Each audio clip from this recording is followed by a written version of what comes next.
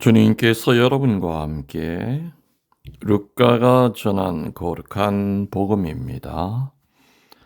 18장 35절에서 43절까지입니다. 예수님께서 예리고에 가까이 이르셨을 때의 일이다. 어떤 눈머니가 길가에 앉아 구걸하고 있다가 군중이 지나가는 소리를 듣고 무슨 일이냐고 물었다. 사람들이 그에게 나자렛 사람 예수님께서 지나가신다 하고 알려주자 그가 예수님, 다윗의 자손이시여, 저에게 자비를 베풀어 주십시오 하고 부르짖었다. 앞서가던 이들이 그에게 잠자코 있으라고 꾸짖었지만 그는 더 큰 소리로 다윗의 자손이시여, 저에게 자비를 베풀어 주십시오 하고 외쳤다. 예수님께서 걸음을 멈추시고 그를 데려오라고 분부하셨다. 그가 가까이 다가오자 예수님께서 그에게 물으셨다. 내가 너에게 무엇을 해주기를 바라느냐? 그가 주님, 제가 다시 볼 수 있게 해 주십시오 하였다. 예수님께서 그에게 다시 보아라. 네 믿음이 너를 구원하였다 하고 이르시니 그가 즉시 다시 보게 되었다. 그는 하느님을 찬양하며 예수님을 따랐다. 군중도 모두 그것을 보고 하느님께 찬미를 드렸다. 주님의 말씀입니다. 참 예수님, 주님의 이름으로 평화를 빕니다. 연중 33주 월요일 말씀을 묵상합니다. 오늘 복음의 중요 센텐스는 주님, 볼 수 있게 해 주십시오입니다. 오늘 복음 속에서 두드러지게 나타나는 사실은 그 눈먼 장님의 끈질긴 간청입니다. 이틀 전 토요일 복음 기억하십니까? 강론 기억하십니까? 악랄한 재판관에게도 어떤 과부가 끊임없이 청하니까 올바른 판결을 내려주더라. 그 과부가 가지고 있었던 것은 권력도 아니고 백도 아니고 돈도 아니었습니다. 끈질긴 집념의 간청이었던 거죠. 오늘 복음에 나오는 이 장님도 끈질긴 간청 끝에 눈을 뜨게 되는 얘기가 나옵니다.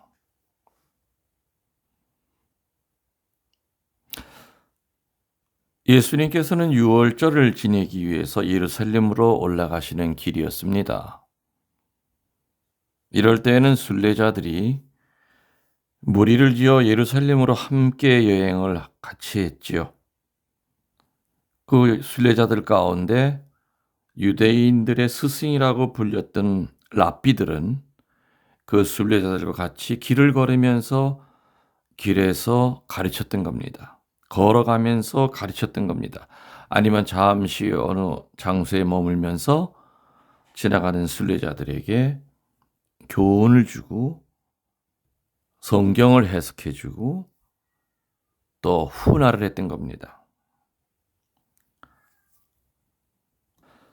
마찬가지로 예수님도 예루살렘으로 올라가시면서 예수님을 따라서 많은 사람들이 같이 갔을 겁니다. 그래서 가시면서 가르침을 주고 계셨겠죠. 다른 어느 랍비들의 무리들보다도 훨씬 더 많은 순례객들이 예수님을 에워싼 채 그 말씀을 들으면서 예루살렘의 순례길을 가고 있었을 겁니다. 근데 순례를 못 가는 그런 사람들도 있을 겁니다. 그런 사람들은 어떻게 했느냐. 그 순례객들이 마을을 지날 때 길가에 서 있다가 그 순례객들 속에 있는 스승, 랍비들에게 축복을 받곤 했습니다. 그리고 무릎을 꿇고 축복을 청하기도 했습니다. 예수님이 어느 동네를 순례객들과 같이 지나고 있을 때 그 동네를 예리고라고 부릅니다. 그 예리고 어느 길가에 한 소경이 나와 앉아 있었는데 순례객들의 무리들이 지나가는 소리를 듣습니다. 많은 사람들이 예수님과 같이 갔기 때문에 다른 어떤 순례객들의 무리들 발소리보다 아마 크게 들렸을 겁니다.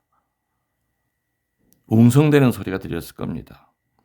앞을 보이지 않으니 어떤 상황인지는 모르지만 아무튼 뭔가 예사롭지 않은 무리들이 지나가고 있구나 라는 생각을 듣고 무슨 일이냐고 물었죠. 그때 사람들이 나자렛 예수가 지나간다는 소리를 합니다. 이미 나자렛 예수님에 대한 소문은 이 예리고 소경도 들은 바가 있었던 겁니다. 죽은 이를 살리고 환자들을 낫게 하고 문둥병 환자들을 치유시키고 어마어마한 능력을 가진 큰 스승이 바로 예수라고 하는 얘기를 소문을 듣고 있었던 참인데 마침 그 길가에 서 있던 그 소경 앞으로 그 예수님이 지나간다고 하니 이런 기회는 일생의 마지막 기회다 하는 생각을 갖게 됐을 겁니다. 그래서 이 소경은 큰 소리로 예수님에게 저에게 자비를 베풀어 주십시오 하고 외칩니다. 그러니까 예수님 주변에 있던 사람들이 그에게 시끄럽다고 조용히 하라고 합니다. 그렇지만 그 소경은 그 사람들의 그 재질을 문제 삼지 않고 비명에 가까운 절규를 합니다. 특히 39절의 그 외침은 비장감이 감도는 절규였던 겁니다. 그는 어떻게 해서라도 나자렛 예수님을 만나려고 했고요. 그렇지만 아무도 그 사람을 예수님께 앞에 데려다 주는 사람이 없었던 거죠. 그래서 그는 온 힘을 다해서 비명을 지르듯이 예수님을 찾았습니다. 그래서 그러한 그 소경을 아무도 그 무엇도 그를 막아낼 수가 없었던 겁니다. 그래서 마침내 예수님께서는 발걸음을 멈추셨고 그 소경을 데려오라고 하십니다.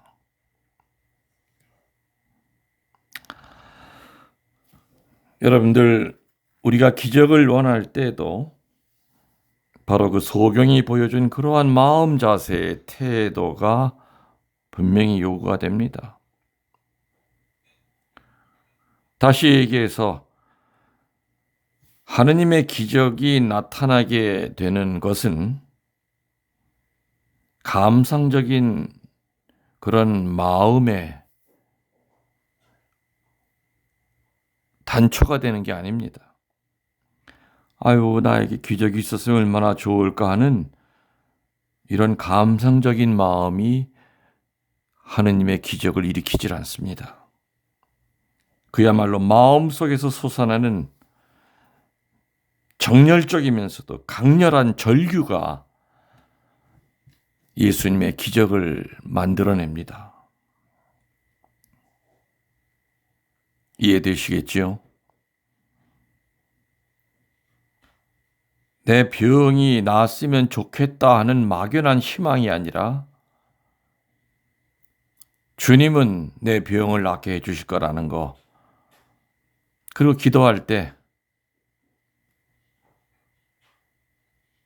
해도 되고 안 해도 되는 그러한 기도가 아니라 그야말로 목숨을 다하고 힘을 다하고 모든 것을 다하여 예수님께 외쳐야 됩니다. 오늘 예리고 소경처럼.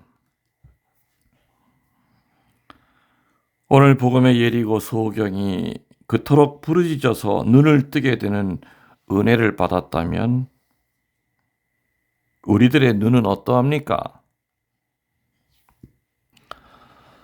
이 강론을 듣는 대부분의 분들은 아마 세상을 볼 수 있는 눈을 갖고 계실 겁니다. 이 강론을 들으시는 분 가운데서 앞이 안 보이시는 분이 몇 분이나 계실지 모르겠지만 대부분은 세상 모든 거, 아름다운 거, 추한 거, 이쁜 거, 보고 싶은 거 다 보실 겁니다. 시력이 안 좋으면 안경을 만들어 써서라도 보실 겁니다. 그렇지만 하느님을 바라볼 수 있는 영혼의 눈은 갖고 계십니까? 사실 육신의 눈은 우리의 생명이 다할 때 그 눈도 닫힙니다.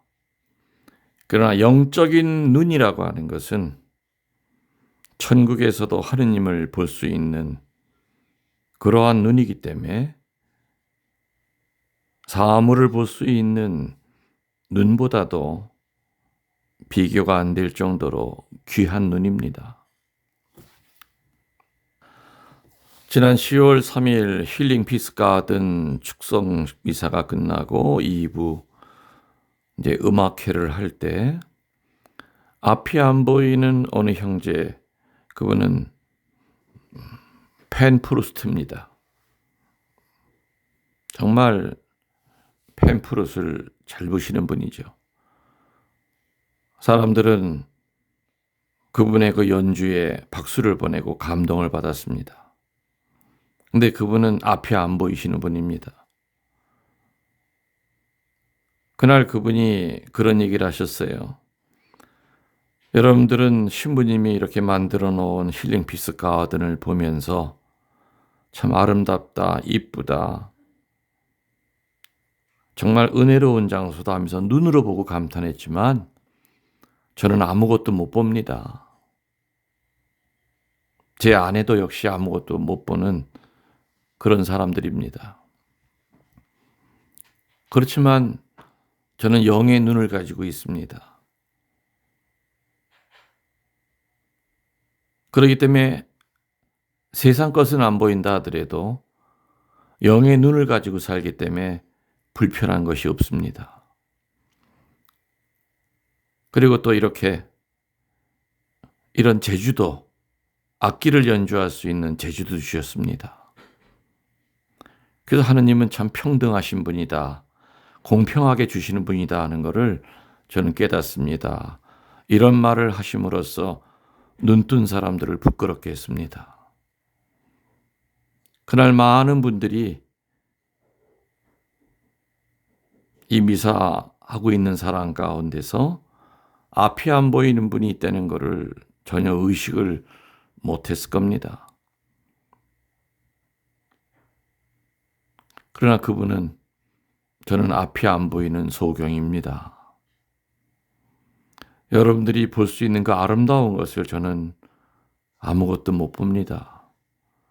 신부님이 고생해서 만들어 놓은 이 아름다운 정원,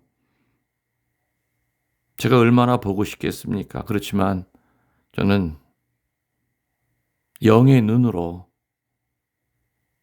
대략 어떤 모습인지를 압니다. 사실 육신의 눈은 보지 못한다 해도 우리의 생명과 같이 없어지지만 영혼의 눈이 멀 때는 그거야말로 암흑입니다. 우리들이 두려워해야 될 것은 육신의 눈이 머는 것이 중요한 것이 아니라, 그걸 두려워할 것이 아니라, 무서워할 것이 아니라 영적인 눈이 머는 거, 그것을 두려워해야 되고 경계해야 될 겁니다. 그래서 우리는 내 영혼이 자꾸 어둠으로 가서 앞이 안 보일 때, 오늘 예리고 소경이 외쳤던 것처럼 주님 볼 수 있게 해주십시오라는 간절한 기도를 자주 바쳐야 될 겁니다. 영의 눈이 뜨인 사람은 분별력이 있습니다. 그리고 어떤 고통과 어둠의 한가운데 있다 하더라도 영의 눈을 가지고 있기 때문에 나아갈 길을 알고요.